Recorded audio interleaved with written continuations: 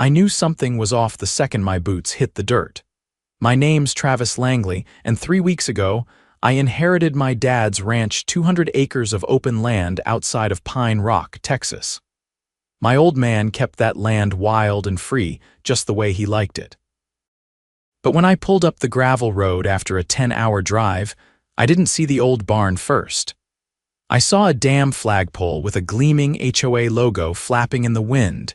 Then came the real gut punch. Where the south pasture should have been, there was a manicured green stretching 100 yards, dotted with golf carts and middle-aged men in polos. A crisp white clubhouse stood where my dad's hay shed used to be. I swear I could still smell the diesel and hay, but now it was covered up by the scent of overpriced lavender from the clubhouse spa. "What the hell?" I muttered, slamming the truck door shut. "Excuse me," came a voice behind me, sharp, nasal, and way too entitled for someone standing on my family's land. I turned to see her. Platinum blonde bob haircut, oversized sunglasses, and a clipboard clutched like it was a weapon. She wore a pink cardigan tied around her neck like she was headed to a country club in Beverly Hills, not rural Texas. "I don't believe you're allowed to park here," she barked. I stared at her. "I'm Travis Langley." "This is my ranch." She blinked, then gave a tight little laugh like I'd told a joke she didn't get. "Oh, sweetie. No, this is part of the Whispering Pines HOA grounds now. We acquired it last year. You must be confused." "I'm not confused," I said flatly. "This land's been in my family since 1952. My father passed last month and left it to me. You're the one who's confused if you think this is yours." Her smile vanished like someone flipped a switch. "I'm Marlene Prescott, president of the Whispering Pines Homeowners Association," she said, as if I should salute. "And I can assure you, Mr. Langley, everything was done legally. We expanded the HOA boundary to include this property after your father stopped paying taxes." "That's a lie," I snapped. "My dad paid his taxes every year. I've got the records, federal and county." She paused for half a second too long. Then she said, "Well, perhaps you should take that up with the board. But as of now, the clubhouse is operating, the golf course is scheduled for a tournament this weekend, and I'd advise you to leave before you're trespassing." I laughed loud and hard. "Lady, you're standing on my land. You built a golf course on my property and you think I'm trespassing?" She narrowed her eyes. "You're being hostile." "I'm being calm," I said, stepping closer. "You'll know when I'm being hostile." That night I didn't sleep. I stayed in my dad's old cabin, which thankfully hadn't been touched, probably because it sat on the far north end of the property, hidden by a tree line.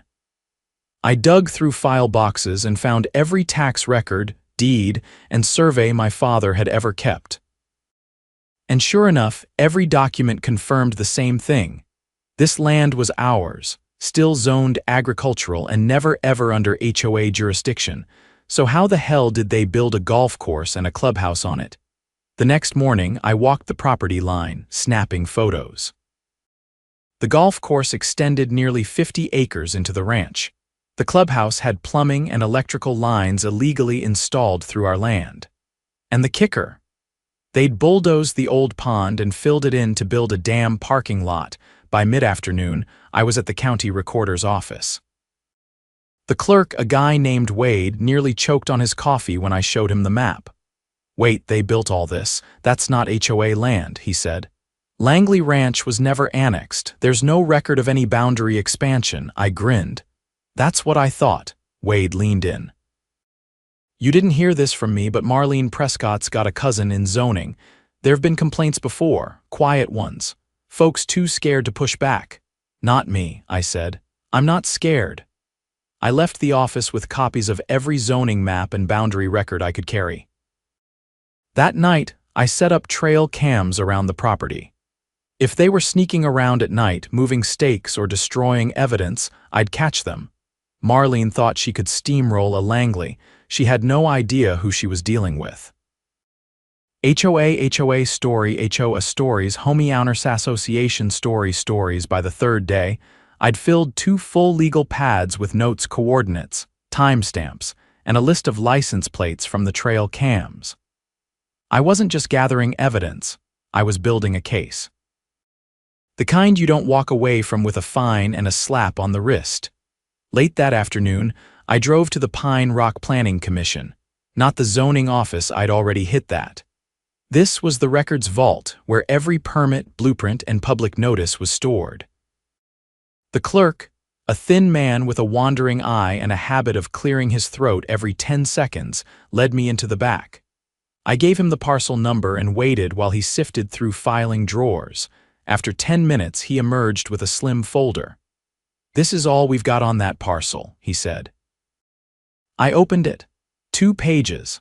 A septic inspection from 3 years ago and a permit request dated 8 months back for temporary recreational use. The applicant, Whispering Pines HOA, there was a small signature at the bottom. Approved by Interim Supervisor J. Connolly? I didn't recognize the name, so I asked the clerk. "Connolly," he said.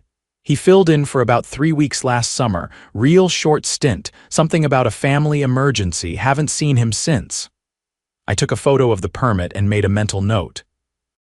Whoever this Connolly was, he'd green-lit a multi-million-dollar development with a single scribble. And if he disappeared right after, it didn't smell like coincidence. Before leaving, I asked for one more thing: a list of all complaints filed against Whispering Pines in the last 2 years. The clerk hesitated. "I can't give you the actual complaints," he said, "but I can tell you how many there were." "All right," I said. "How many?" He tapped a few keys on his keyboard. 14, mostly about fencing, noise, and water diversion, all closed without action. I didn't say anything. Just nodded and walked out. That night, I drove to the far fence line. The moon was high, casting silver light across the dry grass. I crouched near a utility box that had been recently installed: new wires, fresh conduit. I opened the panel and took a photo of the serial number. Then I followed the line with a flashlight until I found where it crossed onto my land about 30 yards past the official utility easement. That was theft. Plain and simple. They were pulling power from a grid extension that didn't legally serve their development. The next morning, I walked into the sheriff's office with a folder under one arm and a gas station coffee in the other. Sheriff Boone was a thick-necked man with a buzz cut and a voice like gravel. He'd known my dad back in the day but hadn't been out to the ranch in years. He glanced up when I stepped in. "Langley, I heard you were back. Sorry about your old man," I nodded. "Appreciate it. I need a few minutes of your time." We sat in his office and I laid everything out. The maps, photos of the illegal power lines, the permit signed by a ghost employee. The zoning maps that proved the land was never annexed. Boone listened without interrupting. When I finished, he leaned back in his chair and rubbed his chin. "This ain't small potatoes, Travis. What you're telling me, that's fraud, trespassing. Maybe even criminal mischief, depending on how they went about it." "I'm not just telling you," I said. "I'm showing you," he nodded slowly. "All right, I'll send someone out to verify what you've got, but I'll tell you this: Marlene's husband plays poker with the DA. Don't expect things to move quick." "I'm not expecting quick," I said. "I'm expecting right." He didn't promise anything, which I respected, but when I left, I saw 2 deputies loading a drone kit into a cruiser. That was enough for now. The next time I saw Marlene was 2 days later at the edge of the so-called Pudding Green. She was talking to a landscaper with a tablet in his hand, probably arguing over turf dye or sprinkler schedules. I waited until he walked off, then stepped onto the grass. She turned, her expression ice cold. "You again? I thought we'd settled this." "You thought wrong," I said. "The sheriff's office is investigating. You might want to start prepping your board members for depositions." She didn't flinch. "You're bluffing." "Am I?" I held up my phone, flicking through the photos. "Illegal utility connections, unauthorized construction, fraudulent permits. That's not a bluff, Marlene. That's a file folder with your name all over it." She pursed her lips, then glanced around like someone might overhear. "You have no idea what you're doing." "Actually," I said, "I do, and I'm just getting warmed up." That night I got a call from a blocked number. I almost let it go to voicemail but picked up out of instinct. A man's voice, low and flat, said, "You'd be smart to stop digging." I didn't respond. He continued, "You think this is about land? It's not. It's bigger than you. Walk away." Then he hung up. I saved the recording and forwarded it to Sheriff Boone. The next morning, I got a visit from a woman named Dana Ortiz. She introduced herself as a field agent with the State Attorney General's office. Apparently, Boone had sent my evidence up the chain, and someone in Austin had taken an interest. "I want to walk the property with you," she said, "and I need to see every document you've got." So we did. Over the next 2 hours, we trekked from the parking lot to the clubhouse to the far irrigation trench that cut across the old cattle trail. Dana took photos, marked coordinates, and jotted notes on a tablet that logged GPS data in real time. When we got back to the cabin, she asked me something I hadn't expected. "You know anyone who might have had access to your father's mail, tax records?" I frowned. "A caretaker came by once a week to check on him. Name's Ruddy. He's been around since I was a kid." "Why?" She looked uneasy. "Because someone filed a change of address form 6 months before your father passed. Mail was being redirected to a P.O. box in San Antonio." That landed like a punch. "He never mentioned that." "Most people wouldn't," she said, "especially if they never knew about it." She left with a stack of copies and promised to keep me updated. I watched her car disappear down the road, wondering how deep this thing really went. That night, I noticed one of the trail cams had been ripped off its post. The mount was snapped clean and the SD card was gone, but they'd missed the backup lens I'd mounted in the oak tree 30 feet away. I checked the footage. A man in a gray hoodie, face turned away from the camera, had walked straight to the post, yanked the camera down and tossed it in a duffel bag. But he made one mistake. He parked too close. The plate was visible on the front of the truck. I ran it through a private database I had access to through a buddy in Dallas. The truck was registered to Connor Price, HOA board treasurer. The next morning, I filed a property destruction report with the sheriff, attached the footage, and printed a fresh copy of the land deed to post on the clubhouse door. I nailed it right into the wood with a single line underneath, handwritten in red marker. "You built this on stolen land." They wanted to play dirty, fine. I'd buried fence posts in dust storms, wrangled cattle in tornadoes, and gutted engines with nothing but a crescent wrench and prayer. They had no idea who they were messing with. I woke up to the sound of tires crunching gravel, slow, deliberate. I stepped onto the porch with a cup of black coffee, still hot from the percolator. A white sedan with government plates pulled up just past the gate. 2 men stepped out, both in suits that didn't belong anywhere near a ranch. One carried a hard-edged leather case, the other had a manila envelope under his arm.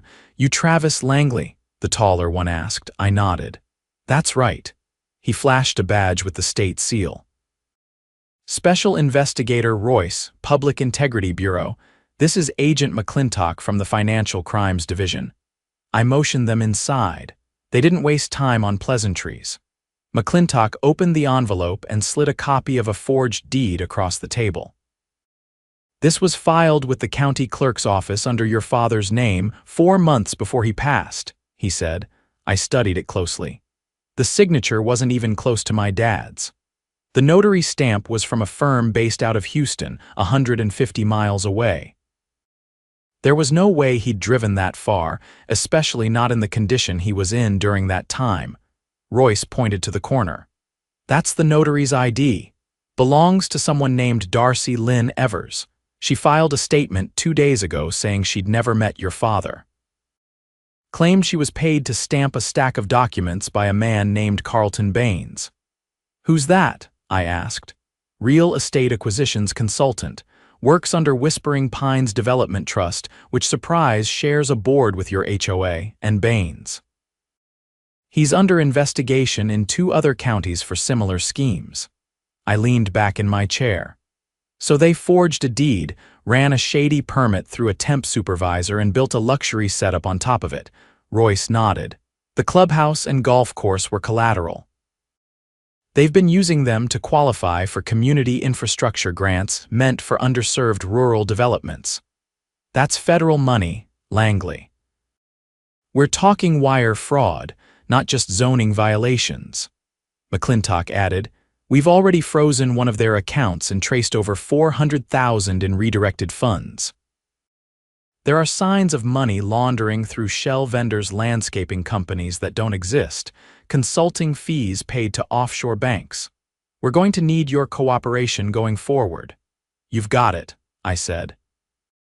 Every square foot of that land is mine, and I want them held accountable for every inch they took. Later that afternoon, Royce and McClintock returned to town to coordinate with the district prosecutor. I stayed behind, went straight to the shed, and dug out the old trail maps my dad kept rolled in PVC tubes. The original fence lines, irrigation ditches, and grazing routes were all marked in fading red grease pencil. I wanted them ready for court. Around dusk, I drove to the edge of the clubhouse property again, this time wearing a body cam my cousin, a game warden, had mailed me. I stopped by the putting green, where a man in a blazer was fitting in a few swings under the last of the daylight. His tie was tucked into his shirt, and he had the calm swagger of someone who thought he owned the place. You must be Carlton Baines, I said. He straightened up slowly. And you are the actual owner of the land you're squatting on. He didn't even blink. I'm not in the mood for hillbilly theatrics. I walked right up to him and held up my phone. This conversation's being recorded, just so you know. You're on private property and you're profiting off stolen land using a forged deed. You want to deny that into the camera, he chuckled and set his club aside.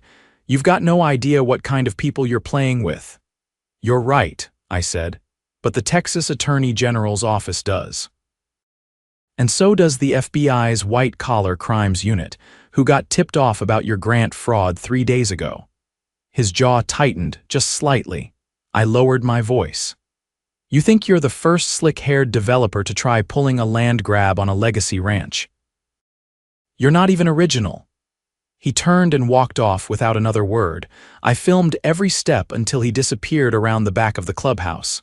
That night, I called Dana Ortiz. She'd been working late and answered on the second ring. They tried to transfer ownership to a Nevada-based holding company this morning, she said. We froze that too, but now they're lawyering up big firm out of Dallas. I don't care how many suits they throw at this, I said. I want them out. Every golf flag, every bench, every concrete slab gone. You'll get that, Dana said. But first, we need something bigger, something we can take statewide to show this wasn't a one-off. If you know anyone who's been threatened or paid off, now's the time to talk. After we hung up, I drove to Ruddy's trailer just outside town. He'd taken care of my father for years. If anyone noticed strange mail or unexplained visitors, it would be him. He opened the door in an old flannel shirt and looked surprised to see me. They came to me, he said before I even asked. Couple months before your dad passed. 2 men dressed like they were selling insurance. Asked if they could facilitate a transition of the ranch. I told them to get off the property. You tell my dad. He was already getting forgetful. I didn't want to stress him, Ruddy said quietly. Figured they'd go away if I stood firm. Guess I was wrong. I felt that in my chest. Did they threaten you? They offered money. $5,000 just to keep quiet. I slammed the door in their face. I asked if he'd testify. He nodded. Damn right I will. The next morning, I delivered a sworn affidavit from Ruddy to Dana's office. By noon, she had a warrant request in front of a judge. And by evening, the clubhouse was swarming with state agents in windbreakers, locking filing cabinets and seizing hard drives. Marlene showed up in a Mercedes just before sunset. She tried to push past the tape, but a uniformed officer stopped her cold. I watched from a distance as realization washed over her face, not panic, not yet, but the slow unraveling of someone who just realized the world had teeth. I stayed quiet, didn't approach. Let it sink in. The following week was a blur of depositions and legal motions. Royce called to tell me that a grand jury had been convened and indictments were likely. Carlton Baines had already skipped town, but his bank records were damning. Marlene was named as a co-conspirator. The state began proceedings to revoke the Whispering Pines HOA charter entirely. Turns out they'd filed as a nonprofit, but had no qualifying community services. No school support, no public maintenance, just a luxury scam wrapped in HOA language. I petitioned the county to issue a demolition order for all unauthorized structures. With Dana's backing, it went through. By the time the bulldozers rolled in, the clubhouse was already abandoned. Windows boarded, golf carts stacked and rusting in the sun. A few locals came out to watch. Some brought lawn chairs. When the main building collapsed under the claw of the excavator, nobody clapped. But I saw a few people nod. Quiet, satisfied. Later that night, I cracked open the crawl space under the cabin where my father kept old letters. Found one I hadn't read before, dated 2 years ago. He wrote about the land, about how he'd never sell it no matter how much they offered. About how some things had to be protected, not just owned. I sat on the porch until the stars came out, listening to coyotes call across the hills, and realized I wasn't just defending a ranch. I was preserving a legacy. And this time, no one was going to take it. The demolition site drew a curious kind of silence the following morning. No machines clanking, no echo of golf balls striking fake turf, no whine of sprinklers misting a stolen lawn. Just the wind brushing across open dirt where the clubhouse used to stand. I walked the grounds with Agent Dana Ortiz again, this time without a folder in her hand or a camera in mine. The evidence had been gathered, the statements sworn. Now came the final chapter. "I need to show you something," she said, stepping over the remains of a crushed patio umbrella. She led me to a spot behind the old putting green where the terrain dipped slightly. A shallow trench had been dug there, probably during the early stages of construction. At the bottom was a rusted pipe, barely visible beneath a tangle of broken PVC and wire. Dana crouched and tapped the pipe with her pen. "It gave a hollow echo, stormwater line," she said, "but it's not connected to anything the county recognizes." I narrowed my eyes. "They build their own system." "Not quite," she said. "We traced this outlet to a culvert 3 miles east. Problem is that culvert feeds into the municipal reservoir. It took a second for that to register.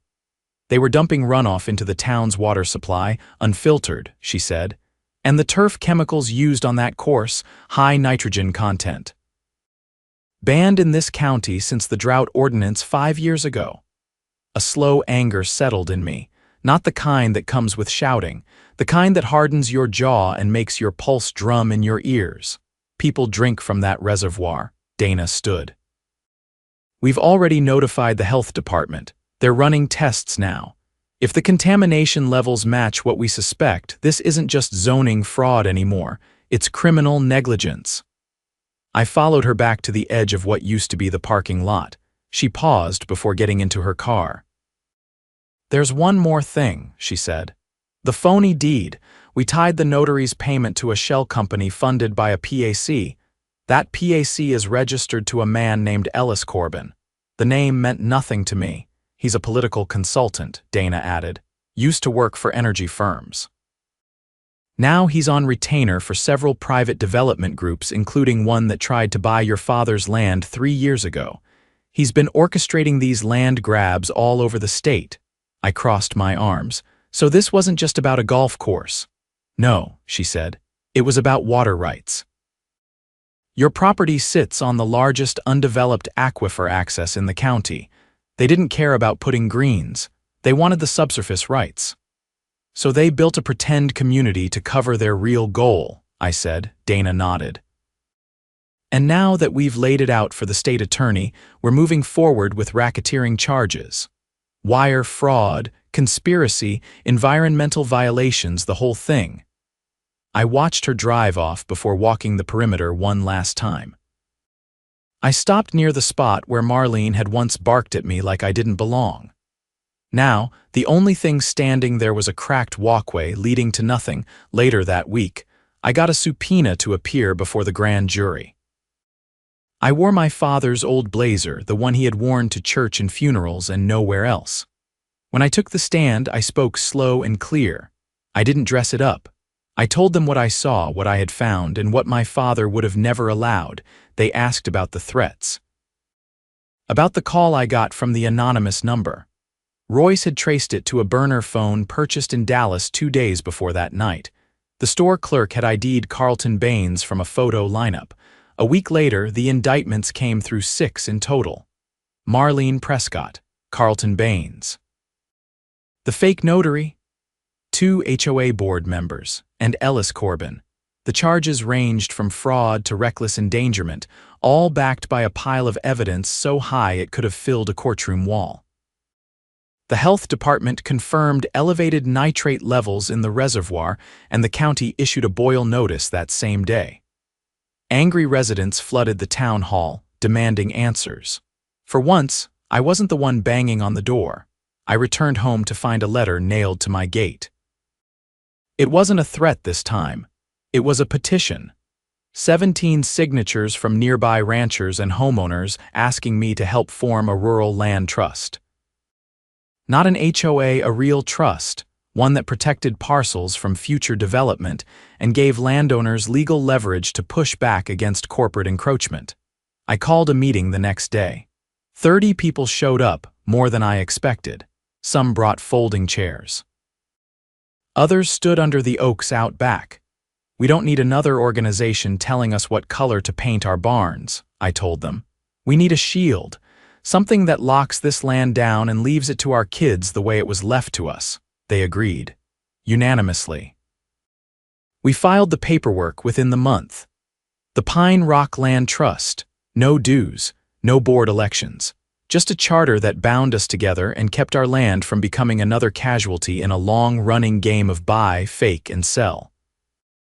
On the legal side, the state froze all assets tied to the Whispering Pines HOA and its affiliates.